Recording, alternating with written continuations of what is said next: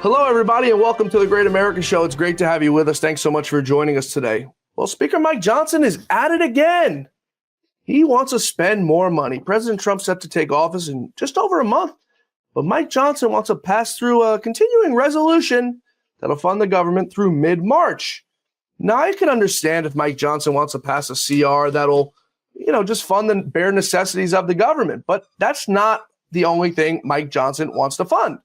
Mike Johnson wants to give Congress a raise, a $34,000 reimbursement raise, putting them at well over $200,000 a year, because they're the last people who deserve a raise in this country, folks. After all that we've been through as a nation, they're the ones who are getting a raise.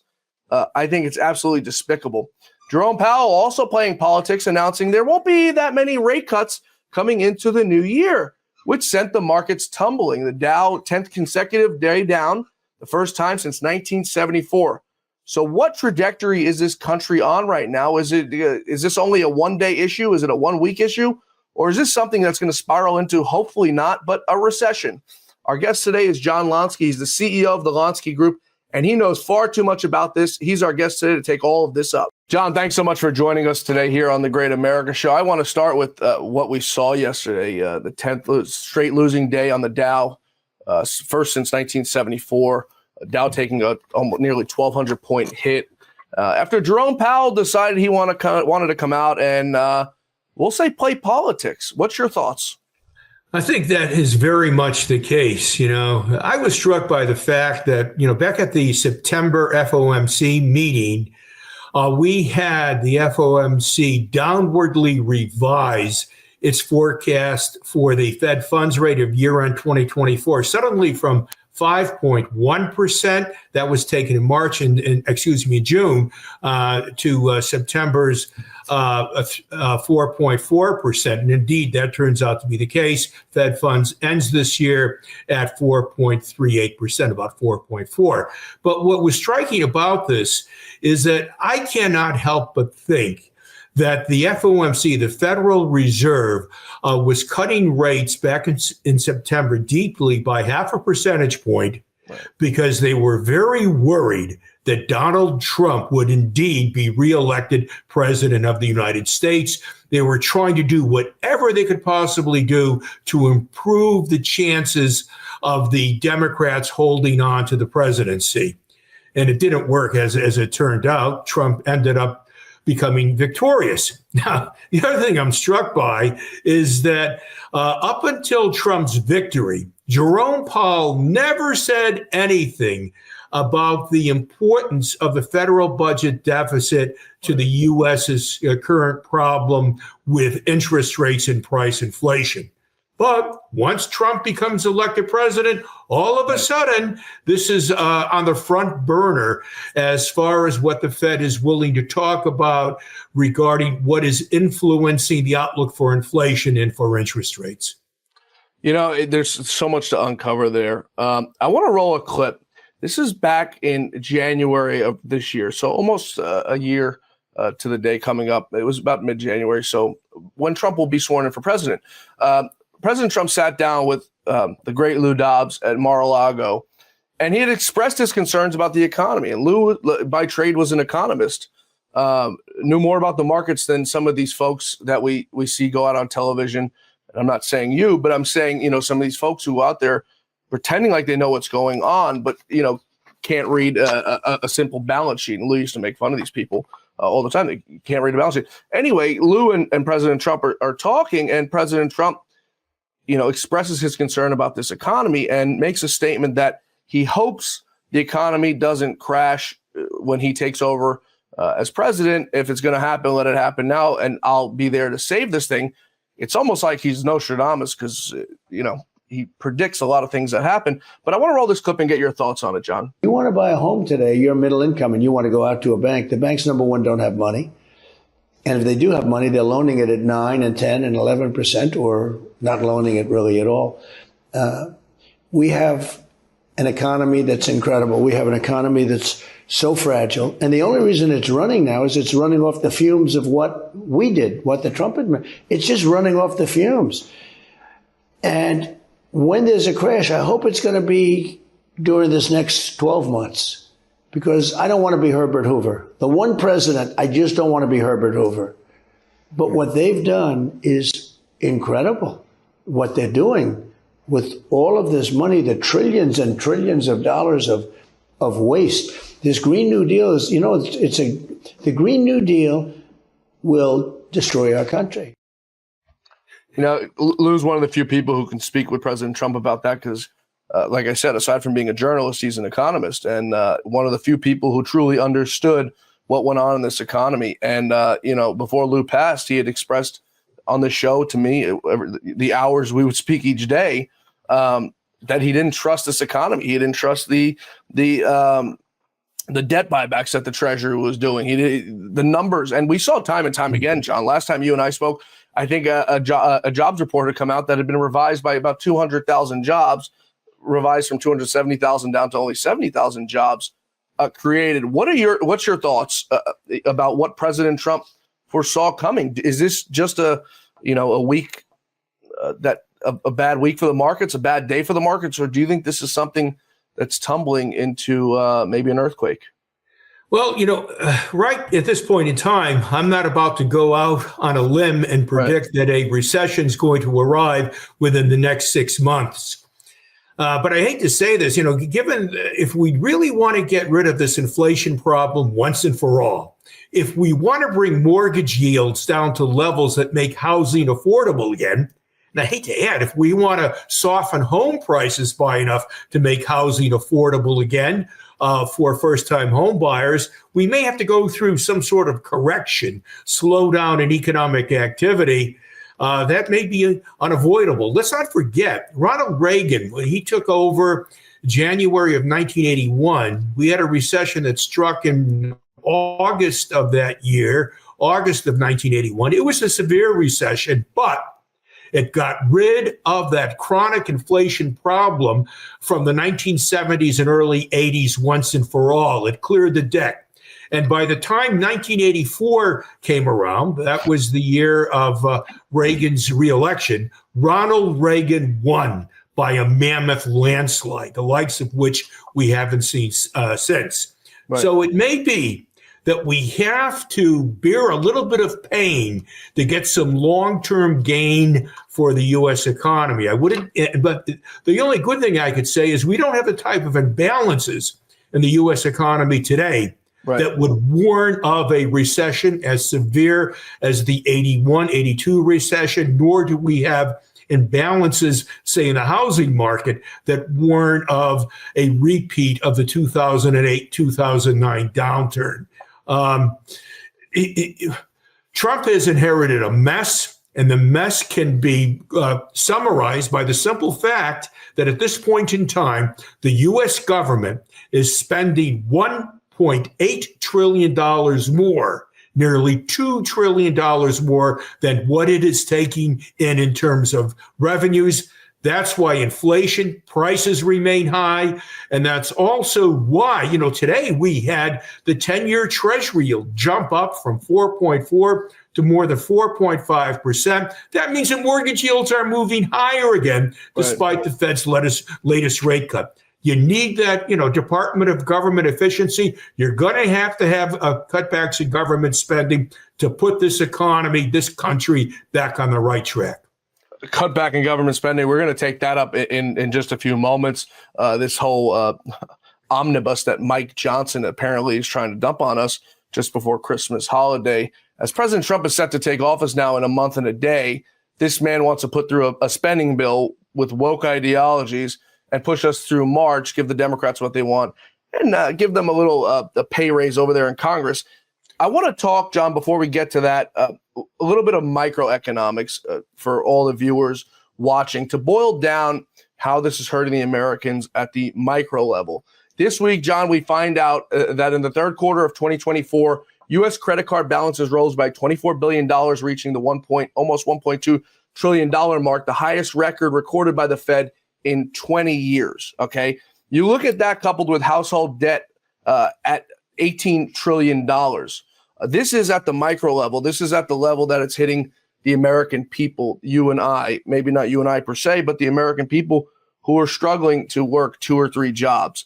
You look at things like that, and President Trump, my father was in banking, he's now retired. President Trump had floated the idea of capping credit card rates. Now, my father being a banker says that's a terrible idea. But what about the folks, John, who work 2 or 3 jobs, who took out a credit card, who live on it to buy their groceries each and every week, who are making maybe $3,000 a month, $4,000 a month, who would open up a credit card at 12%. Now, all of a sudden, these credit card companies want 29 and 30% after you've racked up $5,000, $6,000, $7,000, $10,000 in debt. First, let's get to the credit card outstanding balances by the American people. What does that signal for us as an American class? That's telling me that a lot of American families are living beyond their means. I mean, you make a good point where you have more and more workers taking on 2 or 3 jobs. And in fact, if you look at some of the government data, you find that of late, we have an outright contraction by full-time employment from a year ago, while we have an increase in part-time employment. That doesn't represent the healthy labor market. Right. Believe me, it's a sickly labor market in my mind. And in the past, whenever you had full-time employment declining while part-time employment is growing, you ordinarily usually had a recession. Not a good sign. I mean, the labor market is not as strong as Powell thinks it is. For example, the jobs growth you're getting of late is just concentrated in government, healthcare, and leisure and hospitality. When you get outside of that, you're looking at a meager, I think it's a 0.6% year-over-year increase by the number of jobs outside of those 3 sectors. That is not good. Manufacturing output has been declining. That is not good. There's a lot of problems on the jobs front, and I would think that eventually the middle income consumer, the lower income consumer has to cut back on spending. And it's going to be that cutback in spending that it was going to create problems for the economy. It's going to create problems for the labor market. And it's going to create a lot of headaches for those investors that are looking forward to the further growth of corporate earnings. Now, what about those folks, John, who simply can't? Those folks who live paycheck to paycheck, who are, in the median household income bracket of $60,000 a year, $70,000 a year. That's about what it is here in America for the median household income. Obviously unaffordable to live on that if you live here in New York or in the Northeast or California. But, 46 other states, that's what people are living on out here in the Midwest and things like that, who rely on credit cards, who rely on mortgages, who are living paycheck to paycheck. What about those folks who have already buried themselves now in this debt? And like I said, whether it be 5,000, 10,000, 15, 20,000, what does it mean for them who have now seen their credit card interest rates go from 12 to 13% all the way up to 29, 30% after you've already borrowed the money? What that tells me is after what ought to be, it looks like a passable holiday shopping season, there's going to be a pullback in consumer spending. It's unavoidable.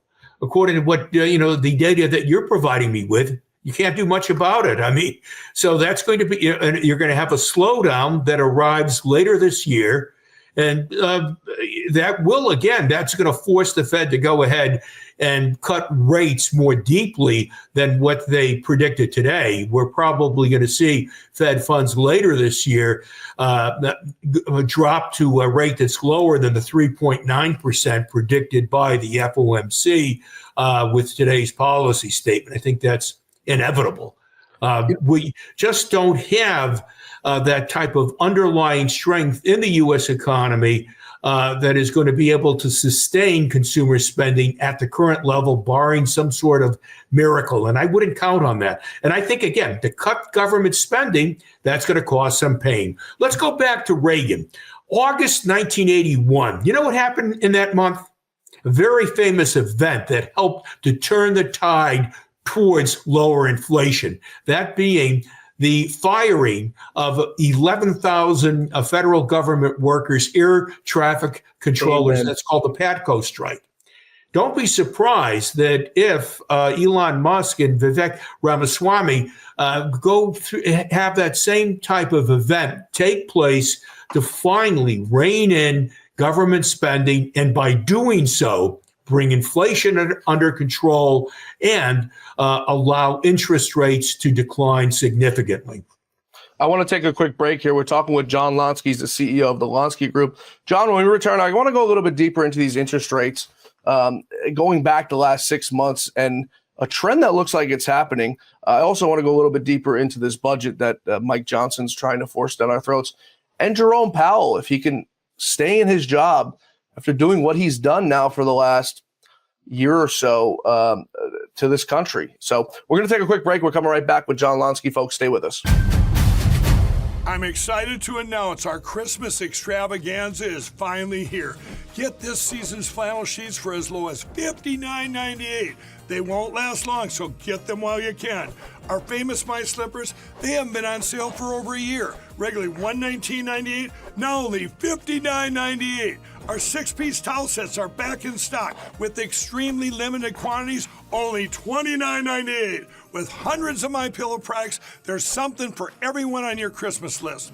Bathrobes, duvets, quilts, down comforters, and so much more. So go to MyPillow.com or call the number on your screen. Use your promo code to save on all MyPillow products. For example, flannel sheets for as low as $59.98, or our 6-piece towel sets, just $29.98. But that's not all. I'm extending our 60-day money-back guarantee until March 1st of 2025. Plus, all orders over $75 or more ship absolutely free.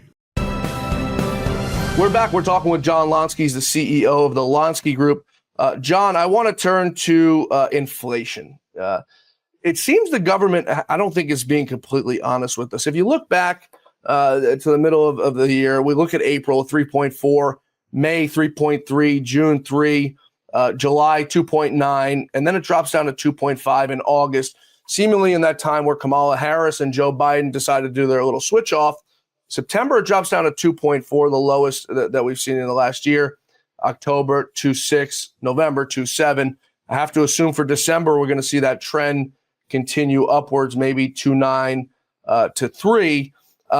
What happened in that period of August and September that we saw that little drop off in inflation that's now looks like it's back on a trajectory, on its way back up after Kamala Harris and Joe Biden told us in October and November, inflation's under control. We're all good here. I don't know about you, John, but when I pick up my insurance bills and whatnot, when I go to the grocery store, I see absolutely no evidence of a declining rate of inflation. I happen to think that service sector inflation is taking off much more so than as it's measured by the Bureau of Labor Statistics, by the federal government. I don't believe any of this at all, quite frankly, and neither do American consumers. Neither did the American voter on November 5th. I think it's all hogwash. And so I think, they maybe tried to pull a stunt on the back of what had been declining gasoline prices, but that now has, gasoline prices have bottomed out. They're increasing again. But worse yet, it seems as though food prices are beginning to lift off one more time. Just in time for the holiday season when Americans seemingly have to go shopping for their families and shopping to celebrate the holidays. It really does. There's so many complaints, for families that have younger children about these steep price hikes for toys this Christmas season. They're not happy about this at all. You still have, a problem with elevated prices. The American consumer is not happy. They're not pleased. Oh, sure, you're getting this big jump by retail sales of the latest month, but a lot of that jump consists of higher prices as opposed to an increase in the volume, actual number of consumer goods being sold. Right. Like I said, just in time for the holiday season for these folks to go out. It's a good thing Santa Claus is real and we don't have to pay for gifts for family members, right, John? I want to turn to Jerome Powell, who I think has played a massive role in all of this and seemingly thinking his job is safe there at the Federal Reserve. Lou didn't agree that Jerome Powell was there in the first place. I certainly don't think he should have been there in the first place. He's not an economist by trade. What is a man who's not an economist doing running the Federal Reserve? Controlling the markets as we see. It used to be funny back when Trump was in office the first time. Trump would put out a tweet and it would drive the markets. That's okay. He's the president of the United States. There was no manipulation to it. This man, it seems, is manipulating the markets. How does President Trump allow him to stay in his job knowing this man's a politician? Well, I think Trump lacks, to the best of my knowledge, the constitutional authority to fire Jerome Powell. But you say, yeah, Jerome Powell is not an economist. And by the way, the last time we had a lawyer or a non-economist like Powell had the Federal Reserve was under Jimmy Carter. The guy's name was G. William Miller, and inflation went through the roof and, cost Carter any chance at being reelected as president back in the election of 1980. So it's sort of like history is repeating itself. Powell's he's a political animal. That's his biggest problem. You mentioned the Inflation Reduction Act that had the effect of swelling the budget deficit, and actually should have been called the Inflation Preservation Act because it extended this bout of rapid price inflation and elevated prices. When he was Fed chairman, did Jerome Powell ever question the wisdom of this Inflation Reduction Act that added to government spending, government subsidies? No way. But sure enough, once the Democrats lose the election, Trump wins after November 5th, we have to worry about that budget deficit. We have to worry about that again. We've got to be concerned about fiscal policy. Right. We have to worry about tariffs. They could be very inflationary. That is, to me, that it is a glaring example of how politicized the Powell Federal Reserve has been. He's not the only one. You had Janet Yellen, who I think I thought at least was a hair smarter than Powell. It seems that she's completely either lost her mind or I don't know what she's up to, but she was sitting there cheering this thing on, and she knows damn well that everything her party was pushing was not good for the economy and not good for Americans, John.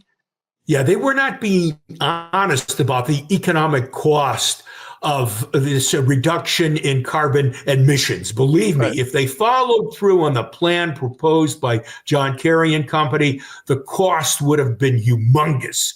The cost would have led to higher inflation and slower growth and the loss of tens of thousands, if not more, in terms of jobs. Right. If you want to do something like this, at least be honest with people. Don't lie to them. Don't try to sugarcoat a change in the functioning of the economy that in all reality would prove to be very, very costly. And I think the American people caught on to this.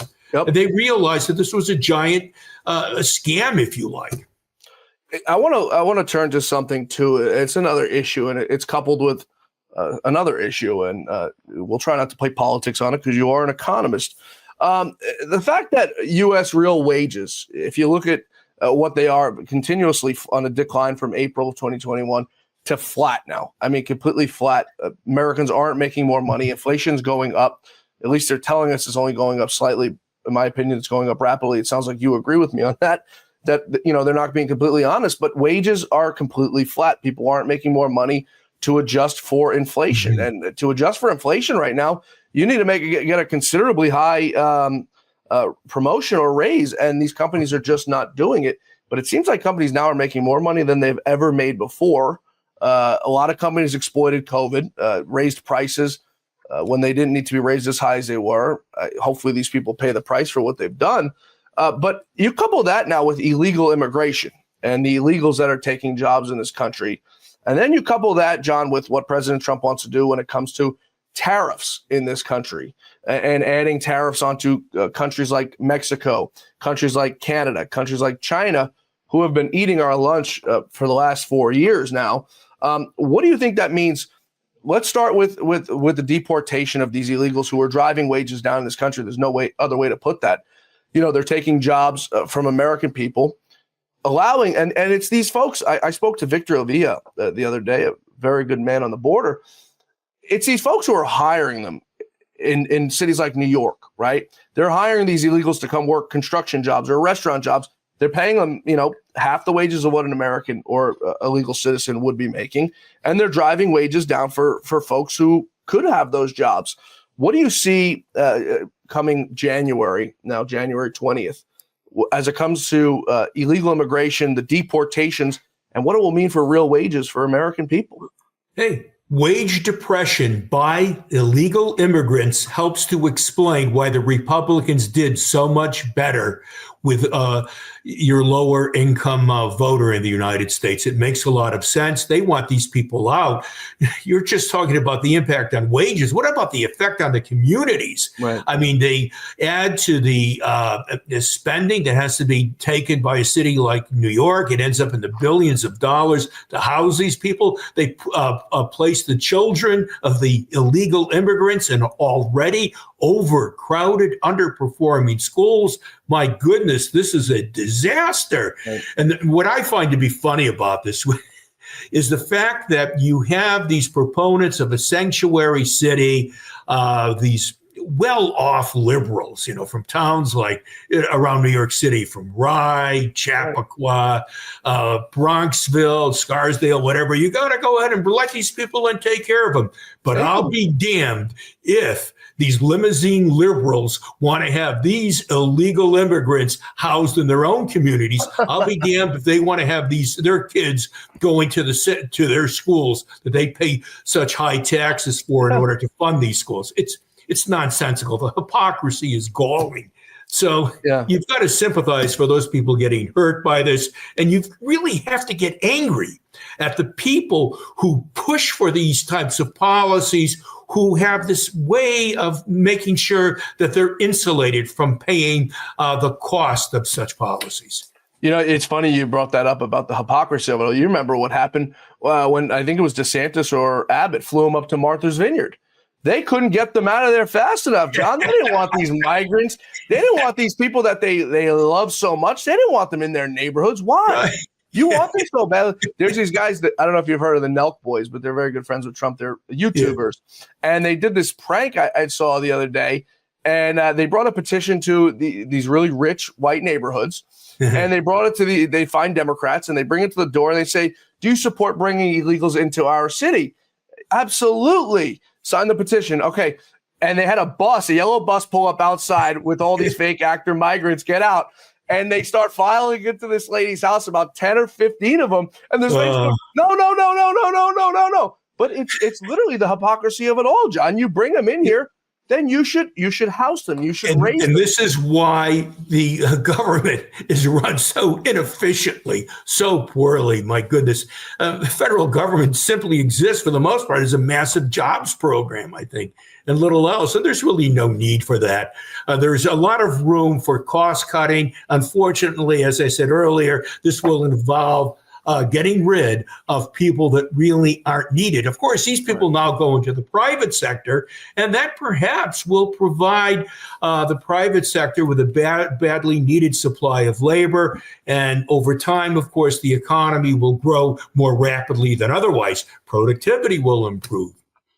I guess it's the reason why the United States government is the largest employer in this country, hiring nearly 3 million people. You fire half those people, I think this country would probably run better than it's running with these folks. Too many cooks in the kitchen.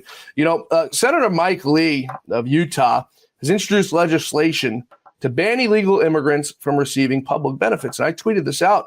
If you do this coupled with penalizing those folks who hire them and you get this border fixed, I guarantee you could fix this migrant issue in probably less than 2 years that President Trump has with this, at least Republican Congress. You stop hiring them. You stop giving them government subsidies, health care and schooling. They have no constitutional right to health. We don't even have a constitutional right to health care as Americans, John. Yeah, and what we should, the State Department should wake up too. They're part of the problem in that they should go to these countries where the illegal immigrants are coming from and tell them it's time to shape up. It's time to get rid of their silly socialist or Marxist doctrines that's restraining growth in all these different economies. And also they have to push a lot of the corrupt government officials from these Latin American economies and elsewhere out of office, try to clean up the act overseas. And I'm going to go a stretch further. I'm going to go across the Pacific Ocean, and I'm going to make a forecast. And that is that as long as China remains allied with Russia and Iran and North Korea, the Chinese export engine will never roar the way it did in the past. Chinese exports will not do that well. The Chinese leadership has made a huge mistake that they need to correct if they want to have the Chinese economy return to the type of growth that provides the Chinese youth with the opportunity of finding a job. I think the Chinese youth unemployment right now is about 25%. I've been told that youth unemployment in China is so bad that Chinese young people are leaving the cities of China and moving to rural areas to take up a newfound occupation as a farmer. You know, it's kind of crazy because I've been on the show and Lou's been on the show and Lou's been doing it for 30 years, criticizing the Chinese as masters of deception because everything they do is a lie. I don't mean the Chinese people individually. I'm saying the CCP, the Chinese government. Everything that they tell us is a lie. They told us 100,000 people died in China from COVID. Okay, I got $1 million for you if you can prove that to be true. But it's now become the American government has become the same exact way when it comes to lying. I want to take one more quick break here. We're coming back with John Lonski. He's the CEO of the Lonski Group. And I want to go a little bit further into these tariffs that President Trump plans to enact on, like I said, Canada, Mexico, and China just being the three main ones who have been eating our lunch for the last 4 years. And what it means for this economy, I also want to take up that nearly 1,500-page omnibus bill that Mike Johnson wants to give us all as a Christmas gift. So nice of him. We're coming right back with John Lonski, folks. Stay with us.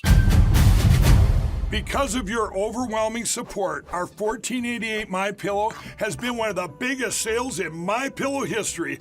I couldn't think of a better way to say thank you than to extend our wholesale pricing through Christmas. Get a classic standard MyPillow for only $14.88. Upgrade to a queen size, just $18.88. King size, only $1 more. Get my body pillows for only $29.88. And ready? Multi-use MyPillows, only $9.88. It's perfect time to stock up for Christmas gifts for everyone on your list. Go to MyPillow.com or call the number on your screen. Use your promo code to take advantage of our wholesale pricing, including my classic standard MyPillows, only $14.88. But that's not all. I'm so confident you're going to love our classic MyPillows that I'm going to extend my 60-day money-back guarantee until March 1st, 2025. Plus, orders over $75 ship absolutely free. Folks, we're back. We're talking with John Lonski. He's the CEO of the Lonski Group. John, these tariffs, we've heard from the left since 2016.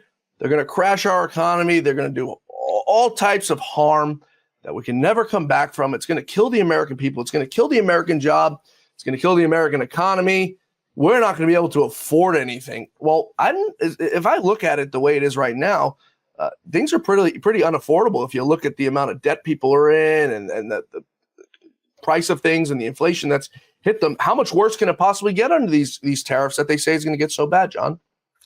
Well, let's not overlook the fact that the imposition of tariffs on exports from Canada, Mexico, and China are contingent on these countries doing something to help stop the inflow of illegal immigrants into the United States. And we go beyond that.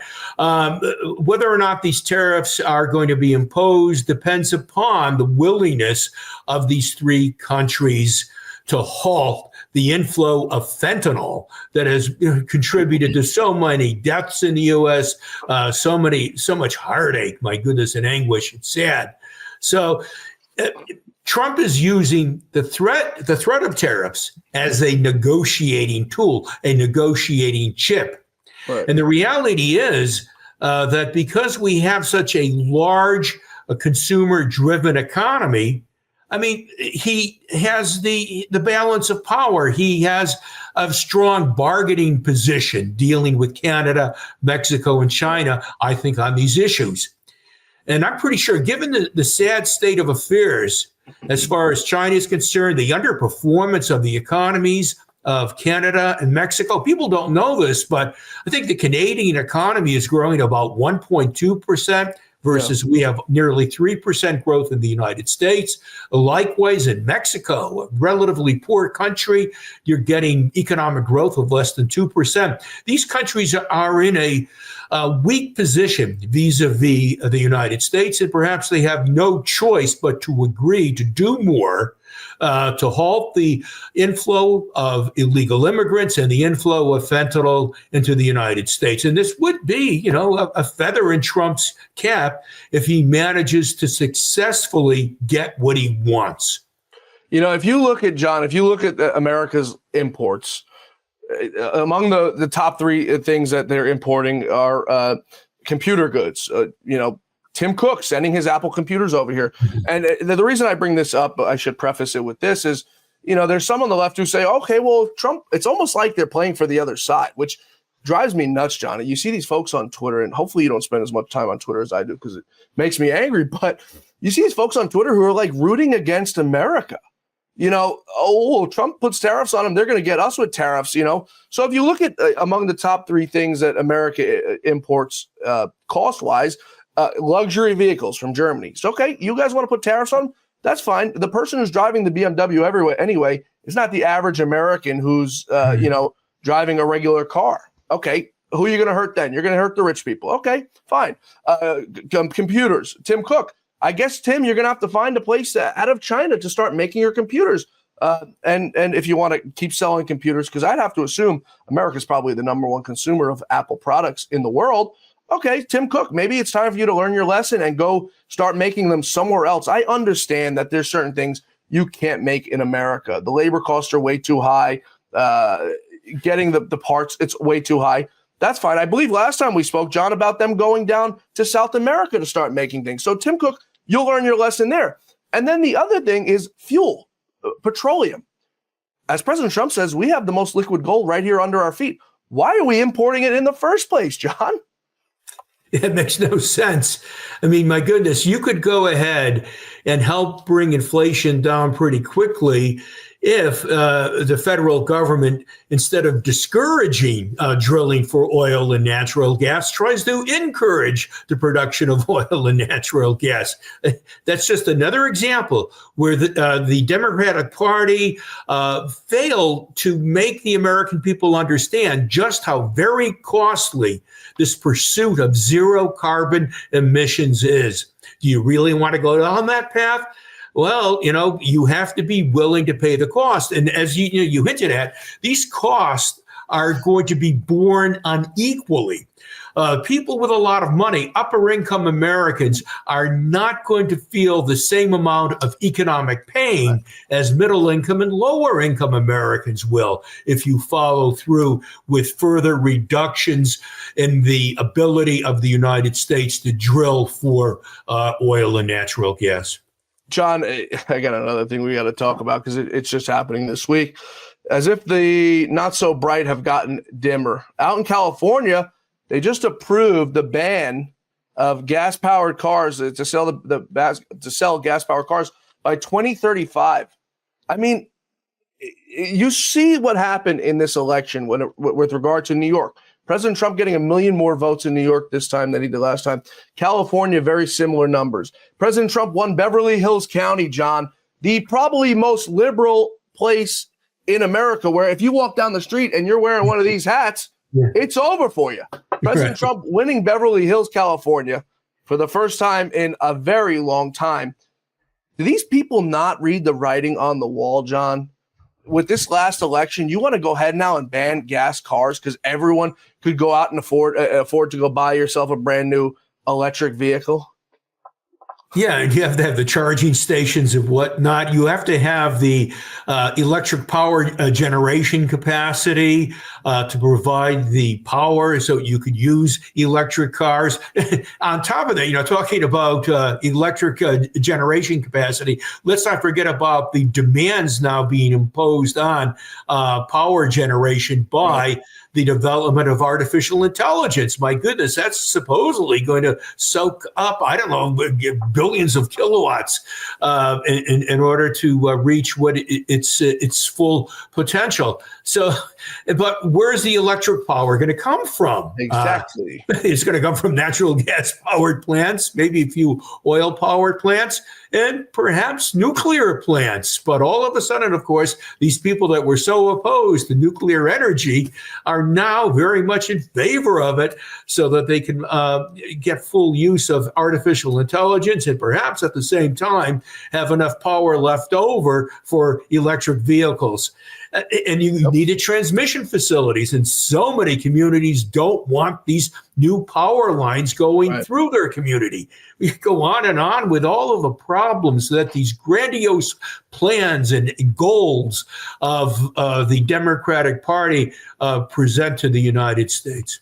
Yeah. You know what? The other thing people don't talk about, and I talk about it often on the shows, where do you dispose of the batteries, John? Where do you, if you care about the environment so much, if you're, simple engineer, doesn't take an engineer to figure it out. If you're a simple engineer as an American folk, where do you dispose of these batteries, these lithium-ion batteries that, if catch fire, these things explode? Where do you dispose of them if you care so much about this environment?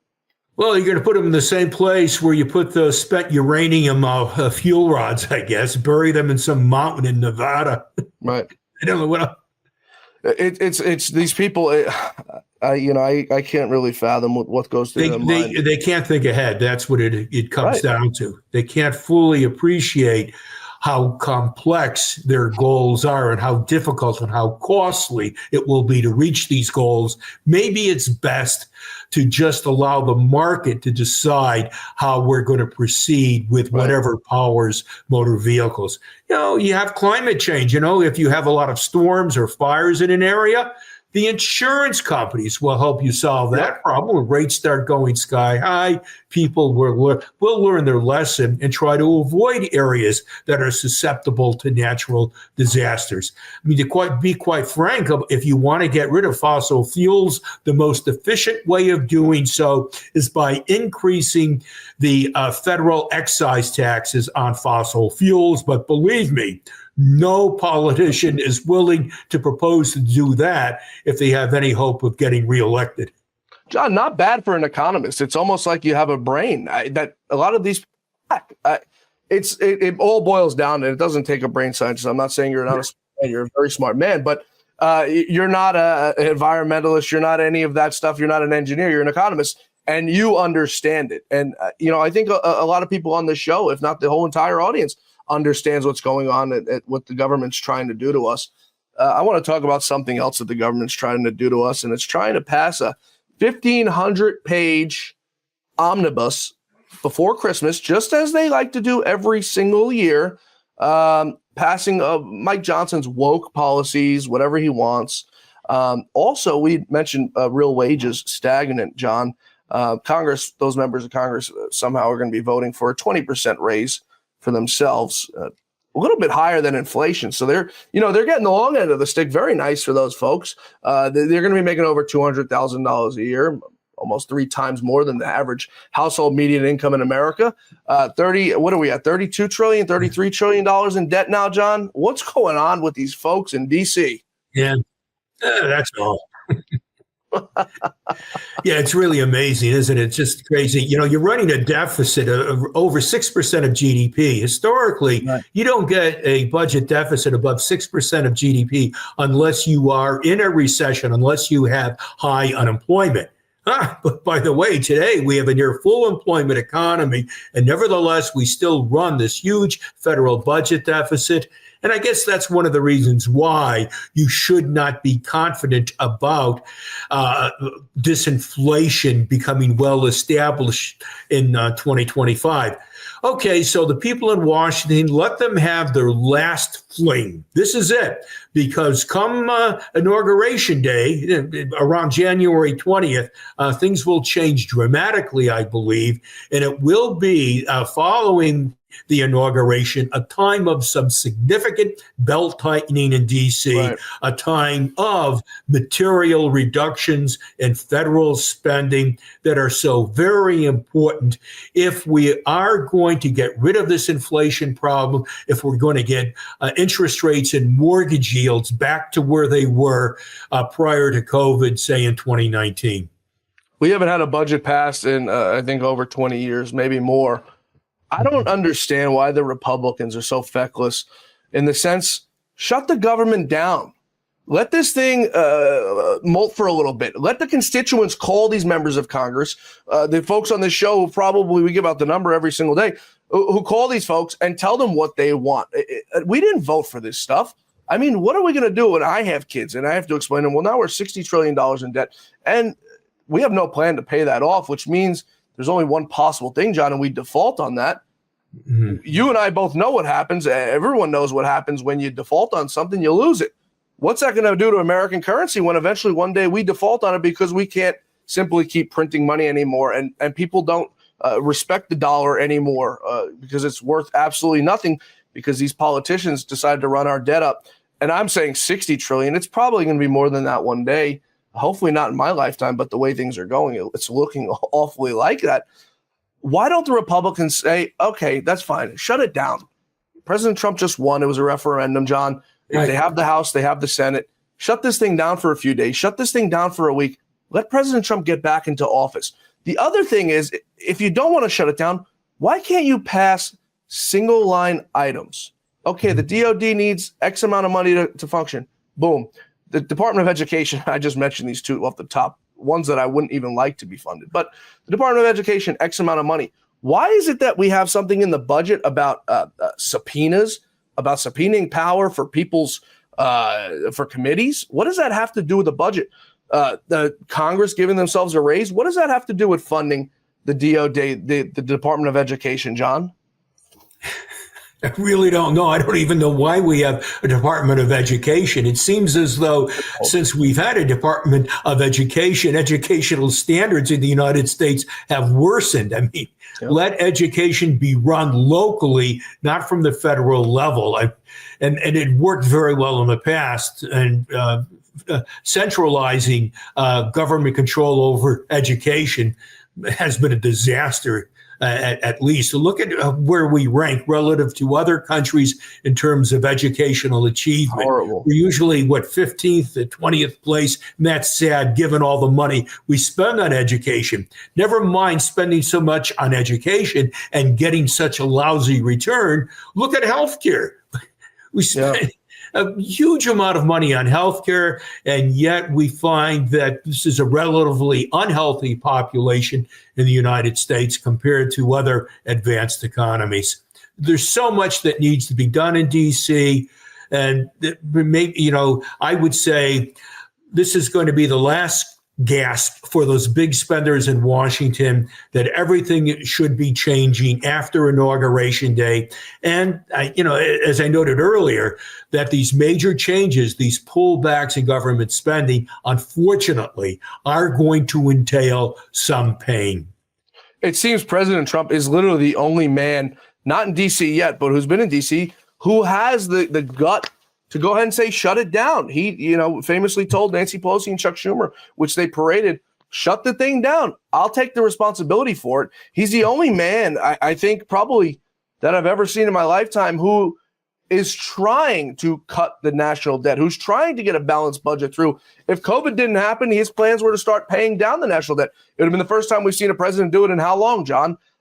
It seems that things that are just common sense aren't so common for these folks in D.C. And I don't know if it's on purpose, John, or if it's by design, but it doesn't seem like there's one person there. A lot of these guys come out, they'll go on Fox News, they'll go on CNN, they talk tough, but when push comes to shove, they go ahead and vote for that CR, the continuing resolution, CR after CR after CR.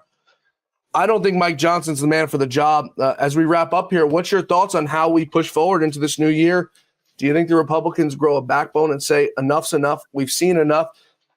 Our grandchildren have a country that they need to be left to them. Our children need a country to be left to them. What do we see going into this new year and in regard to this omnibus? Well, John, I hope we see that backbone come January. I mean, that's so important to the future of this country. And the Republicans have to be willing to take the risk of imposing some pain on Washington for, the purpose of putting this country back on the road to prosperity, on the road to real wage growth, on the road to hope as far as younger Americans are concerned about their economic future.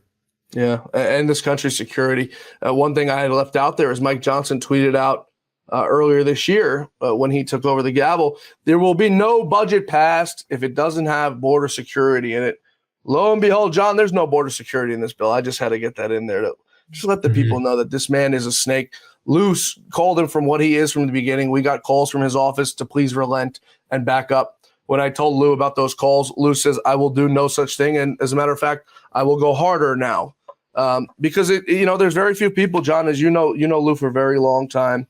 There was very few people who were willing to call it out for what it was, and we all miss him and his loud voice, because there's nobody who's willing to go ahead and say enough's enough. And that's that. John, we hope you have a Merry Christmas and a Happy New Year, and we hope that when we talk to you in the new year, this country's off to a good start, or a better start than we were off to this past New Year. Yeah, we hope that we're in a position several months from now where we can have hope for the future and some faith in the operation of the federal government, which right now is sadly lacking. There's just too many young people out there that don't have any confidence in the future.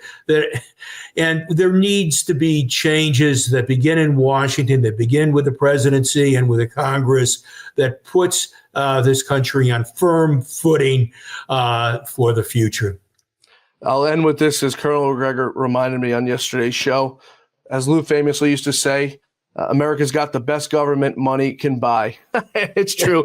John, Merry Christmas, brother. We'll talk to you in the new year. John. Happy New Year. Okay. Thanks, everybody, for joining us today here on The Great America Show. We hope you'll join us back here tomorrow. Same time, same place, where our quest for truth, justice, and the American way continues. Until then, may God bless you, may God bless America, and may God bless the great Lou Dobbs.